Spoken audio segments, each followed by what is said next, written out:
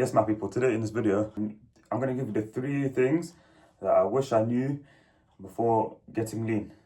And just for some context, it took me almost 3 years to realize this. And I was struggling to get lean for like roughly around 3 years. And so I'm going to teach you guys these 3 tips to help you that I wish I knew from earlier that would have made me got this lean way more quicker.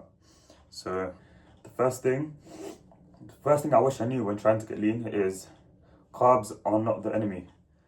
In fact, they're the complete opposite.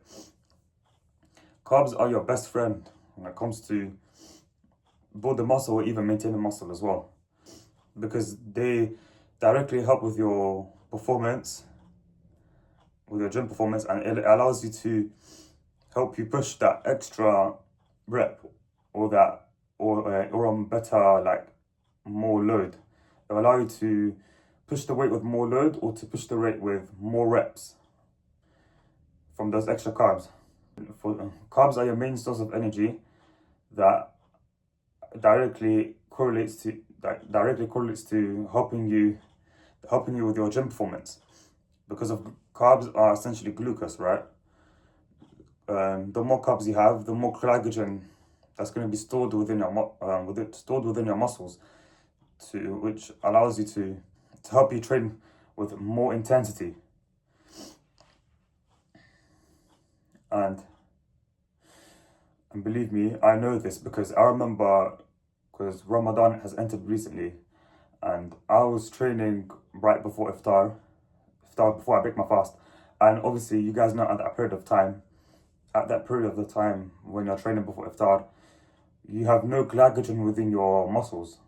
And then what ends up happening afterwards, you start to feel sluggish within the gym. Your lifts start to suffer. You start to lose strength. Why? Because you don't have glycogen stored within your muscles, and you don't have any energy, glucose energy, that will help you to, maintain your strength at the very least.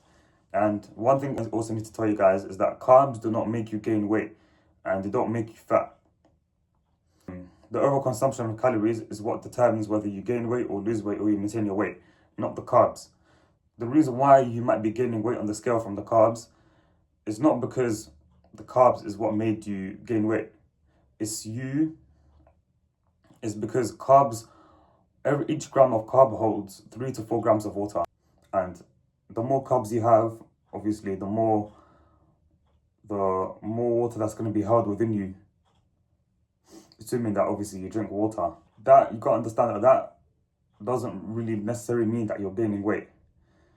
The only way you can tell that you're gaining weight is if you gain weight consecutively for over a period of 2 to 3 weeks. If you see yourself gaining weight over a period of 2 to 3 weeks, then that means you are gaining weight. But that's not because of the carbs. That's because of your overall consumption of your calories. Like, I can literally have 2 cheeseburgers, and still be in a calorie deficit.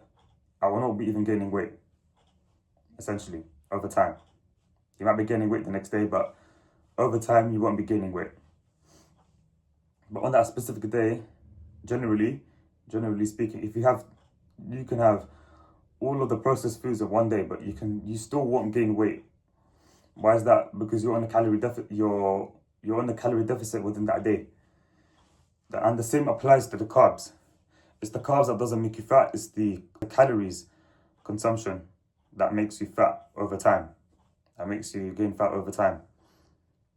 So make sure you prioritize carbs, especially when you're cutting as well. And you want to at least have it right before your workout, or even have carbs in general within your overall diet, within every single meal. And this is something that I did as well. I didn't just have carbs before and after training. I also had it across my meals throughout the day.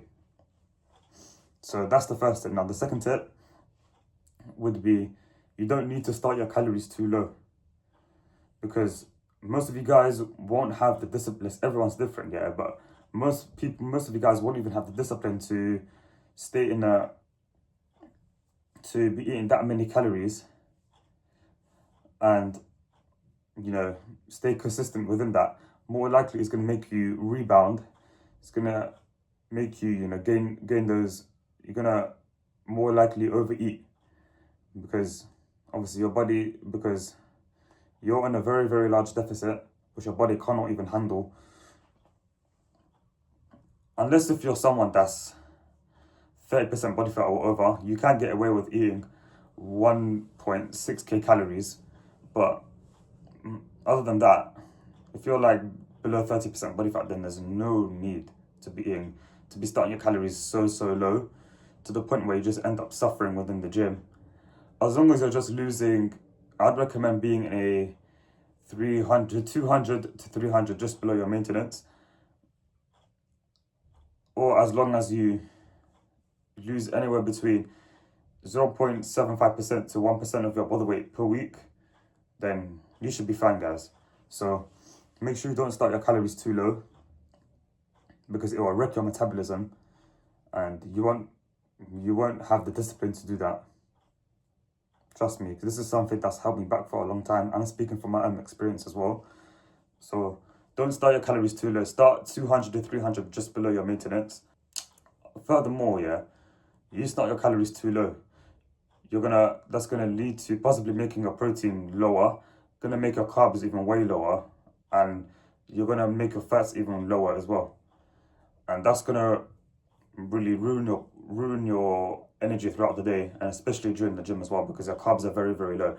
So why don't you increase your output and eat more food within your same deficit, essentially having most of that coming from the carbs to give you that extra performance within the gym.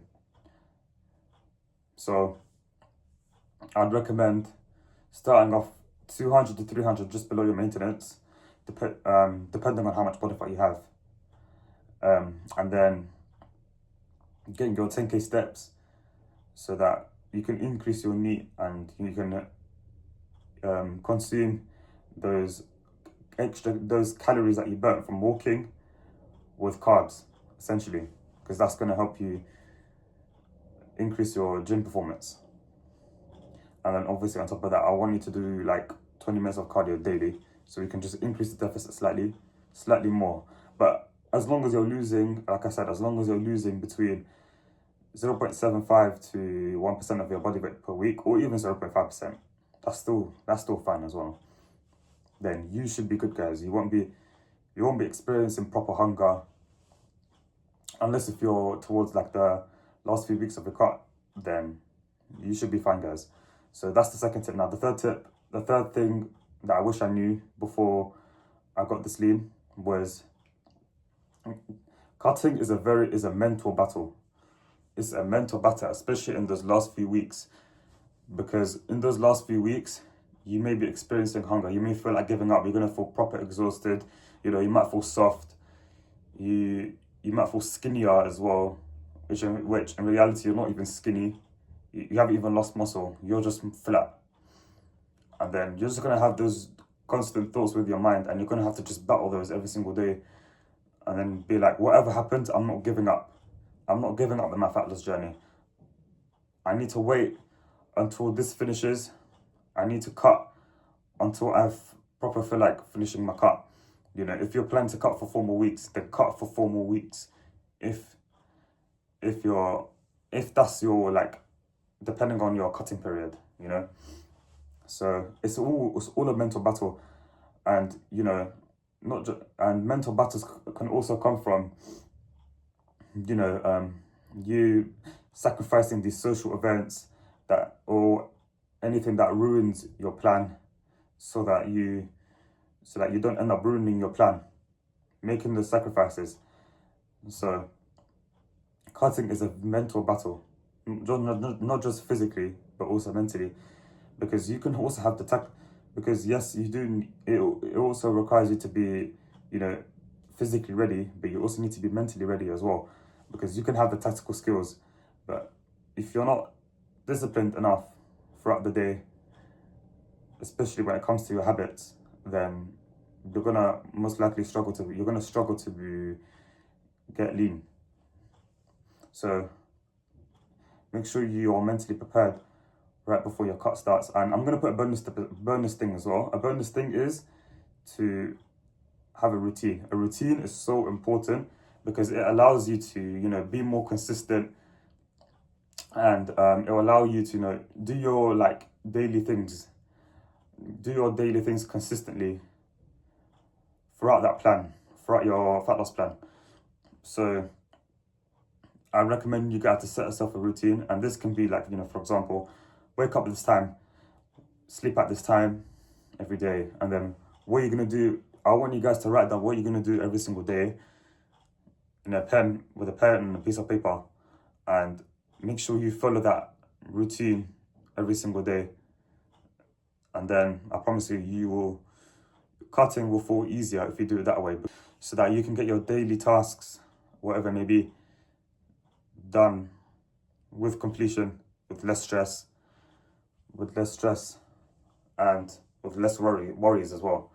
So that's my bonus. That's my bonus one over here. Set yourself a routine, because it does make a massive difference within your fat loss. So that's all from me. If you want more information on how to get lean, then the 12 to 15% fat loss guide will be displayed in the description down within this video. But if not, the fact that you watch this video is good enough for me, and I'll see you lot in the next video.